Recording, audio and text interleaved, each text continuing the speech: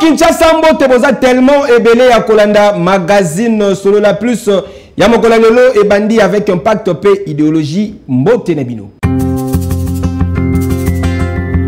Premier ministre chef ya gouvernement Jean-Michel Sama Lukonde a président qui lobby eleki réunion ya conjoncture économique basola ki nini na masolo na bango bozo ba détail.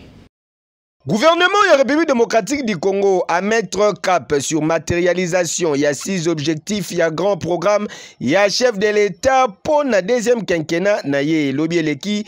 Plus précisément, mon collègue mercredi 24 janvier, Premier ministre Jean-Michel Sama Lukonde, chef du gouvernement, a sangisaki autour naye, ba ministre sectoriel, membre du comité, il y a conjoncture économique.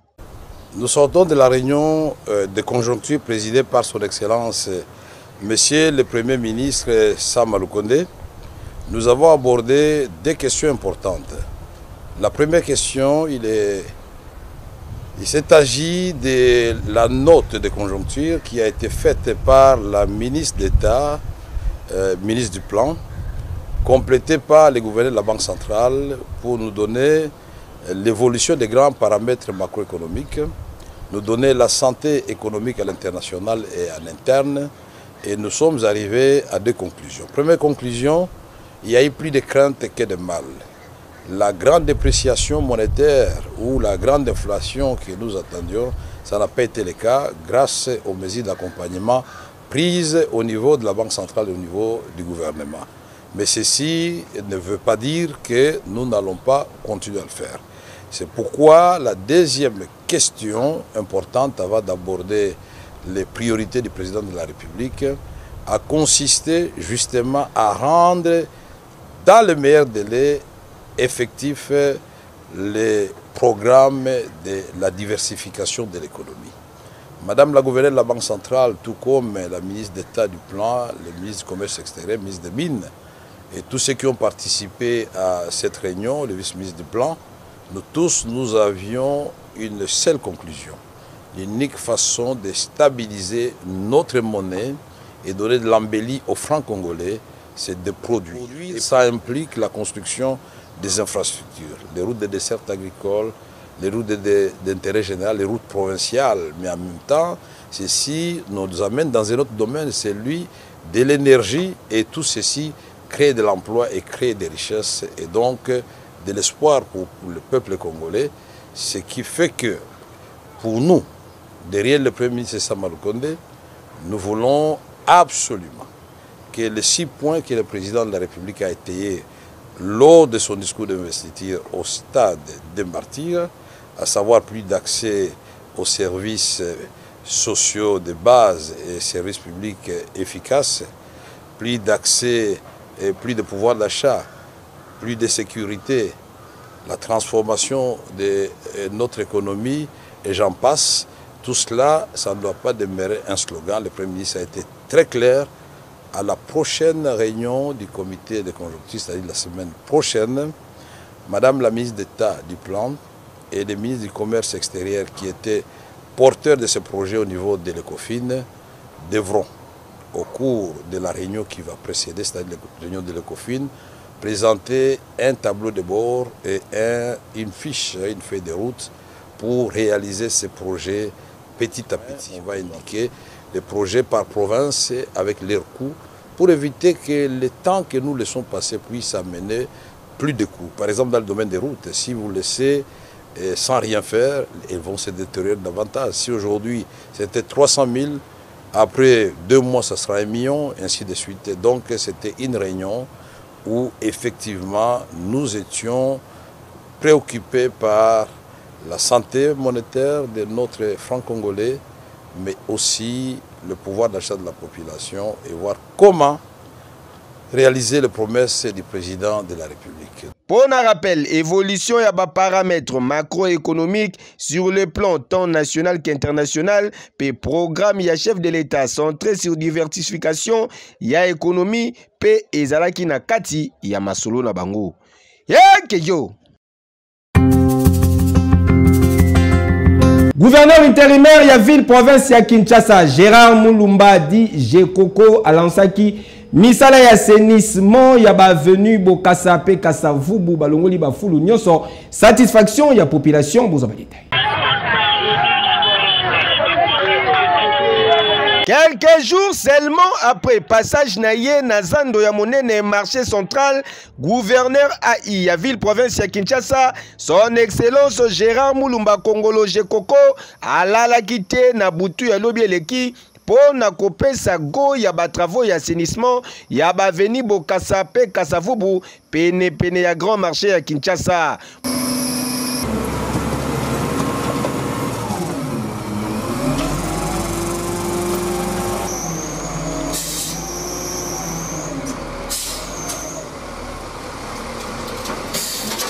Motif ya satisfaction pour la population oye surtout kaka na tongo boye bafulu nyonso elimwe ekamu isi biso pola to mone loko e salamana nute un gouverneur ti iner azo salisa misala atindi bato te atelemi bwa lungola basalite to mona na nute toza ba politicien te etolobaka makambo biso to mona ba action tolingi pour la action na e aumela topesi merci topesi chef de l'État merci na ndenga poni moto azana souci ya kobongisa mboka chose grave tolamuki na tongo fulu ezate tokuti commerce na Bokassa propre donc elakisi ke non azana bolingo mboka azana posa ke non ville na biso salini ezala propre ezala pe na mopeto so totalaki gouverneur azali liboso atiki salité partout akacha zandu salité so ke liboso même ya hôtel de ville onimate maye ekoma otonda kuna onimate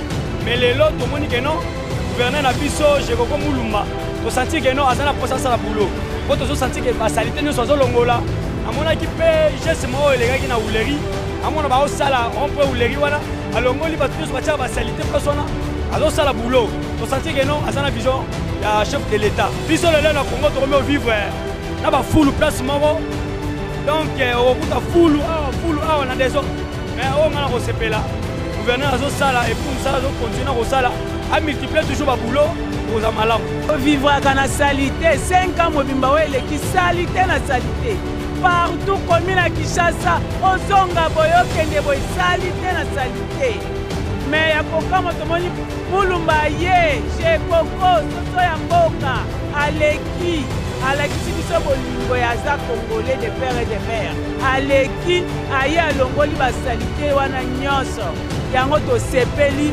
tolingi azala wana asala musala ya population balingaka boye osala musala ya population eza te musala na yo moko na poche te sala mpona population balinga yo eloko asali tosepeli nango makasi topesi ye merci naza na posa pena misala oyo yo papa zosala ekontinue tozomona propriété ezokoa fulu ekomaki ti likolo ya beton mais tosepeli na ndenge tozomona soin ezokota makambo ezokende calme en tout cas a continuer na musala wana elo tosepeli na honorable na biso soso mboka Jekoko Mulumba tomonaki abeti tu na moi na pokwa tome musala esalami ye atikala seko na seko aumela boye nde bien mboka esenga nde boye ya kokamwa lelo na tongo toye tokuti prince soin tomesano ye boye awa fulwa likoka fulwa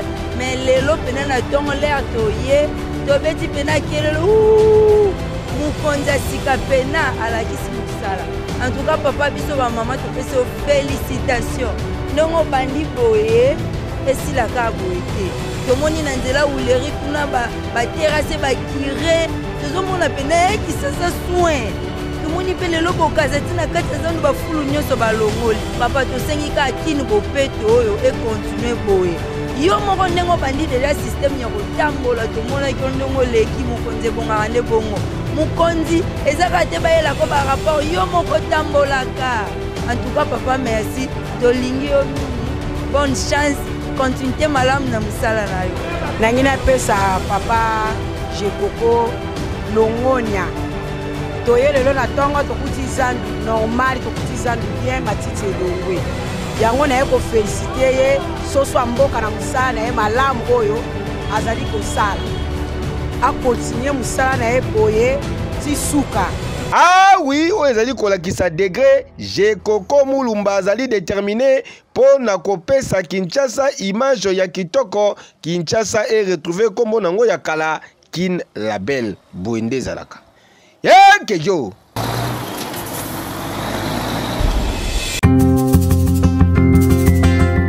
Pour l'abandon des postes, tracasserie et violation des consignes numéro 1 à la police, il y a province ya Kasai, le général Silvano Kasongo Kitenge Achema Boko, na Jean Moko, il y a police, il y a circulation routière, Batindie na Boloko. Reportage. Mais ce que va continuer, on subit rigueur à loi.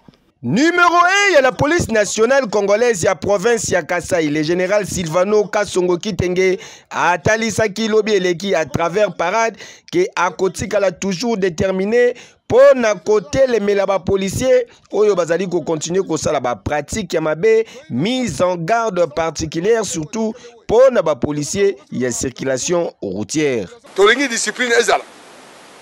Discipline ya lobeli na yo. Discipline ya tamboli na yo. Discipline na mosala yo. Baroulage moibi baroulage.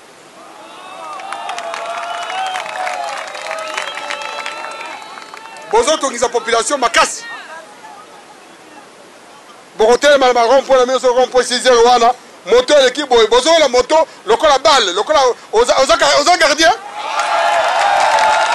Ozo sauter vous devez sauter.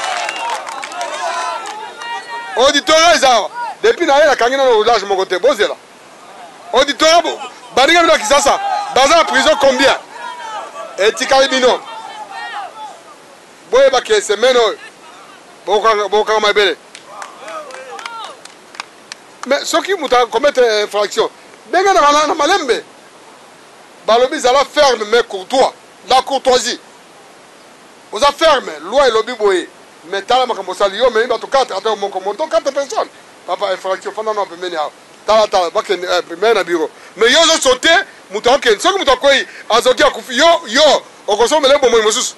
Kaka ndenge alakaki kaka ndenge salami mokolo ya lobi bache maboko na roulage oyo bozali komona ye aselivraki na pratique ya tracasserie ya ba motard yoka lisolo azalaki affecté na rond-point 6 heures mais curieusement là abimi na rond-point 6 heures akei kosala divagation en dehors à poste nae akei se retrouver sur l'avenue de la ferme na avenue de la mission. Nde sika akeko kangawe wa moko na brutalité contrairement na ndenge comme c'est provincial alobai na parade ya lundi na bousculade wana we wana aya tuti mwana moko ya 6 ans auta na classe élève ya 6e primaire mwana wana azoki ye ba lokote na bato bazalaki wana moninga na zaki nae aponyoki soit disaki azolanda Wewawana. Il est parti pour ne plus revenir, mais la femme a été prise en charge par la police à Zozouaki, c'est l'hôpital Nabiso, jusqu'à ce qui est aussi là. Arrêté sur ordre du commissaire provincial Silvano Kasongo, comme qu'il le veut le chef de l'État, commandant suprême, son excellence Félix Antoine Tshisekedi Tshilombo, oyo a prometaki tolérance zéro vis-à-vis naba policier récalcitrant atindi policier oyo na auditorat po na a répondre na ba axe na ye kasi sengel boye ba ke policier oyo azalaki automatiquement renvoyé na police ya circulation routière donc alongwe roulage pe ba reproché na abandon de poste pe violation des consignes.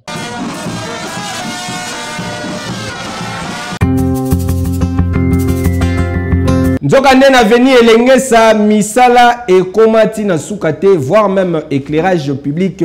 Ma papa Fiston Pero azalaki kuna pona bino. Population pe paysager ya route elengesa na ngambo ya commune ya Ngiringiri, plus précisément na niveau ya Ngunza bazali komituna soki ezalaka nini.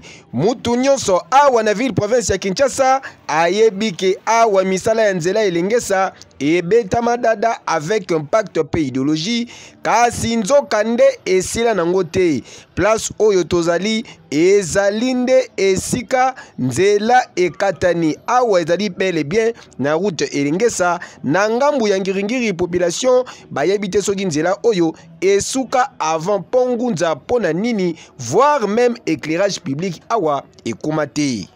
Bon, nzela oyo vraiment c'est donc esalaka biso passe de 1 pour basala prince oyo eza prince elengesa wana nkatsa ngengingo eza prince elengesa batebele bayebela na kombo ya Ngunza eza prince elengesa basala prince banda depuis likolo na makala de esukeli awa na Ngunza. Bon, de basala yango même lumière publique na biso ba succès nango quelque part wana koto ya komate. Donc c'est pour montrer que koto eza négligé makasi batala ngo foma kati. Ça signal le bongo po pon oyo eza lelo te ezala kabo ebandi lelo te ezala kala omona wana bita oyo kaka. Alors toyebi te toloba noni po bebele da baloba da concernant pon oyo tomonaka suite ya malonga vraiment te concernant oyo tali mama pon mpona kosala yango po pense banda kono sukeli awa même si awa pe ezalaki mabulu mais baye kaka batia mwa nini esali mwa je mais mpona kolandela vraiment pon oyo mona moke oyo mona moke soki mbula ya makasi ebeti tosanga avoir même moyen ya retraverser to kiti. Donc tonyo kwa mapa makasi en bref. Donc ceux qui peut-être que tokomona mutu ezaki bien comme gouvernement ata le tona bizela surtout non awana enyo la biso makasi. Pression ezo simba te. Tele mona moke. Donc président Moubié. Donc le président a biso qui Chilombo abakela biso ma espace mo presse comme munene to ko batie biso mo ko teka to ma to ale kana chibo to ala kaka moi c'est dans Moubié baba ko porte va que son modèle.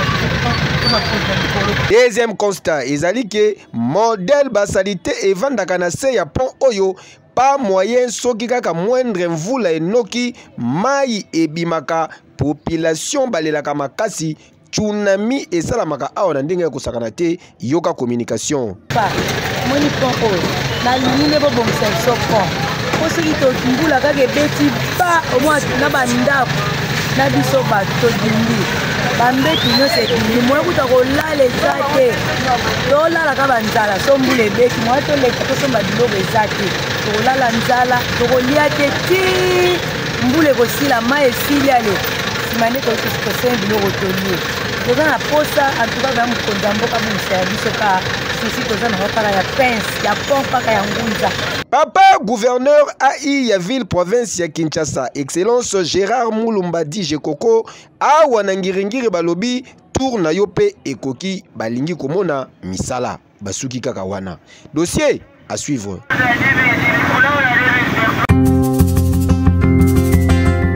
Population ya quartier Pululumbambu na commune ya Selembao bazali ko vivre na sérieux problème pour na kozwa eau potable. Fiston Pero reportage.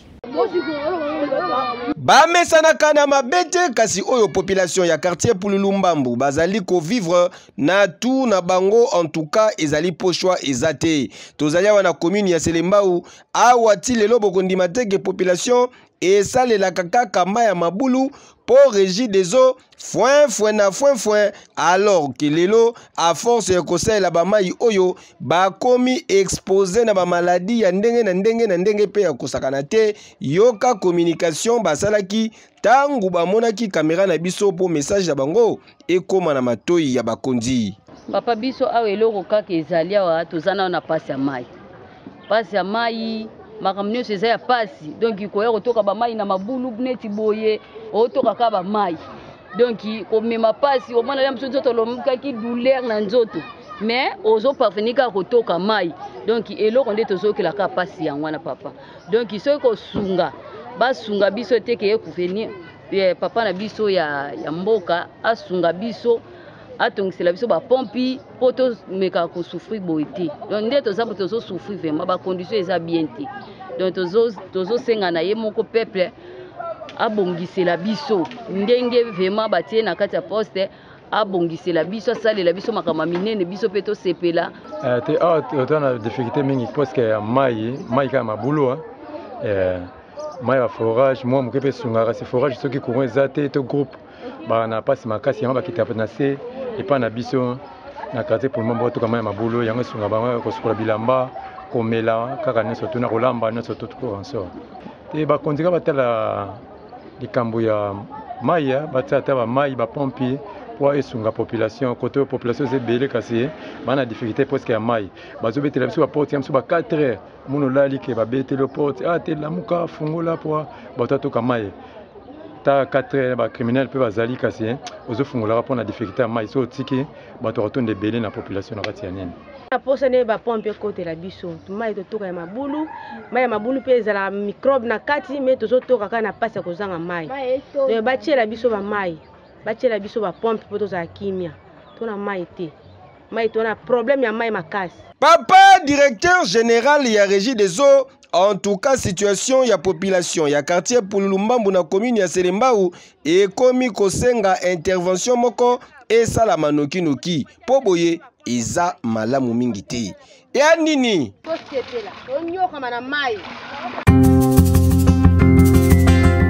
Nul vierge ya 0 but partout face à la sélection ya Tanzanie et permetaki na Léopard ya République démocratique du Congo ba gagner ticket na bango pour na 8e de finale ya 34e édition ya Coupe d'Afrique des Nations ya football CAN Côte d'Ivoire 2023. Un match décisif, un de plus entre la Tanzanie et les RDC. Les deux équipes peuvent se qualifier ou être éliminées ce soir. Ça s'annonce encore très chaud. Léopard ya République démocratique du Congo va valider ticket na bango pour la 8e de finale ya 34e édition ya Coupe d'Afrique des Nations CAN Côte d'Ivoire 2023 en terminant second na groupe F mercredi 24 janvier après nul ya 0 but partout face à Bataille face à Tanzanie en match comptant pour la 3e et dernière journée ya phase de groupe. Allez, là, ça peut être bien pour Kakuta. Tout de suite, être dangereux, donner l'avantage. Pourquoi pas à son équipe? Ballon. Na match moko très fermé, pauvre na occasion de but, Léopard va partager point na Tanzanie, Oyo Bazali éliminé na CAN pour la 3e participation na bango. Malgré titularisation, ya Fiston Kalala Mayele na pointe ya attaque ya République démocratique du Congo, filet adverse et Ningana quitté. Ça part en une touche, ça part en une touche de balle. C'était pas mal pour Fiston Mayele, il n'a pas réussi à finir l'action, mais quand le jeu s'accélère avec un peu moins de contrôle et de touche de balle, forcément, ça fait des occasions. Oui, et puis du mouvement aussi de la part de Fiston Mayele, ce qui n'était pas trop le cas jusqu'ici, alors que... Ishak, Kakuta. Voilà, elle est belle cette passe de Kakuta. Un petit peu dans le dos de Wissa, mais il va vite. Wissa, le gardien est sorti. Wissa encore, le petit lob. L'intervention du gardien de but de la Tanzanie, Aishi Manula. Les Tanzaniens, ils sont dans le moment où il va falloir tout lâcher en attaque, prendre tous les risques. Ils sont 10. D'abord, il y a ce corner. Oh, là, au premier poteau, il y avait du monde. Ça revient sur Kakuta. Une autre chance. C'est mal repoussé par la défense. Oh, c'est au-dessus. Il y avait la puissance. Yohan Wissa tout proche de libérer les Léopards définitivement. Na 8e de finale, Léopard ya République démocratique du Congo, kokutana na Pharaon ya Égypte, oyo pe se retrouver une étape oyo ya compétition sans ko gagner à ta match moko. Donc ndenge moko kaka na Léopard. Rendez-vous ezwami pour na mokolo ya dimanche 28 janvier na stade Laurent Pokou ya San Pedro à partir ya 21h juste heure ya Kinshasa. Il n'y arrive pas du tout. La Tanzanie n'y arrivera pas. Elle n'a pas su jouer sa chance. Elle est éliminée face à une RDC solide à qui le nul suffisait. Eh bien ils l'ont fait. 0-0, c'est pas le match le plus brillant, mais les Léopards sont qualifiés, c'est l'essentiel pour les 8e de finale de la CAN. Championnat national, incompréhension entre arbitre central et juge de touche naye Bimisi Mugulu na nenga kosakanate derby kinoa Vita Imana et Katanaki Mokola Lobi. Retour en image. Et un derby ne se joue pas, ça se gagne surtout avec envie et honneur. Content pour la dernière journée, il y a phase classique, il y a groupe B, il y a championnat national, il y a football organisé.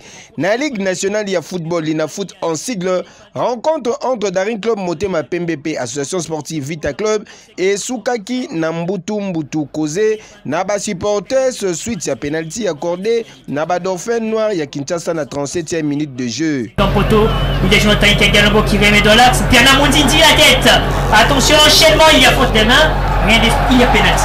Il y a penalty pour Vita Club. Allez revoir l'action. À la base, il y a désordre Oyo. Incompréhension entre arbitre central.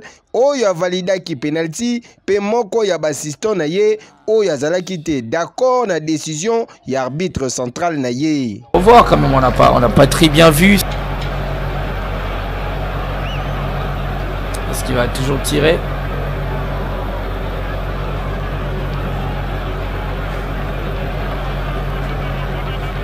Mbala moko mabanga et bandi ba supporters il y a deux équipes ba envahir zone neutre, arbitre azalaki obligé il y a quoi arrêter jeu. On sait quand même.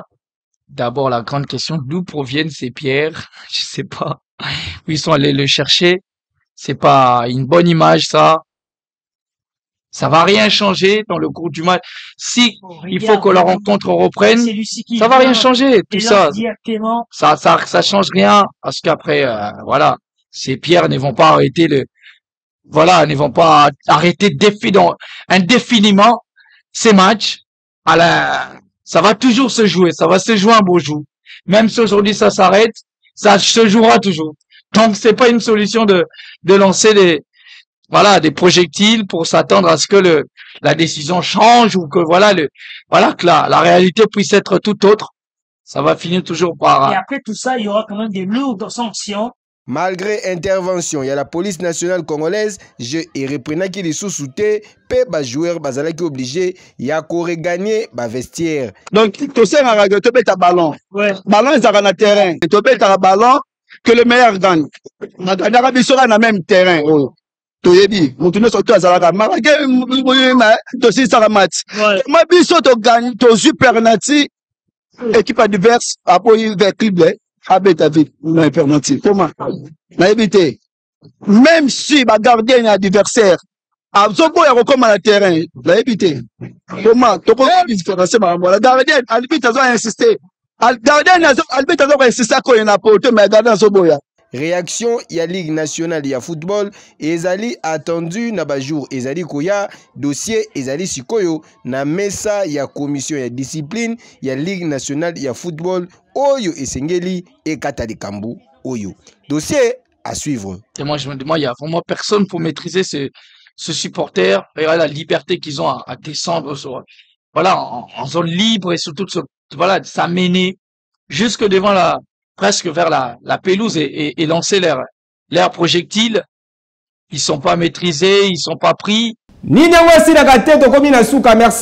pour la confiance, peu fidélité, vous savez qui n'a pas image, vous pouvez ça. Merci Nida Baku, Beni Lola, champion play Bazalaki, Nasimaya Kamera, Voldi, Ngituka Azalaki, na régie finale. Bama Tabakita, Baba Lukalmabele, na préférable Bino, Tokutani Lobby.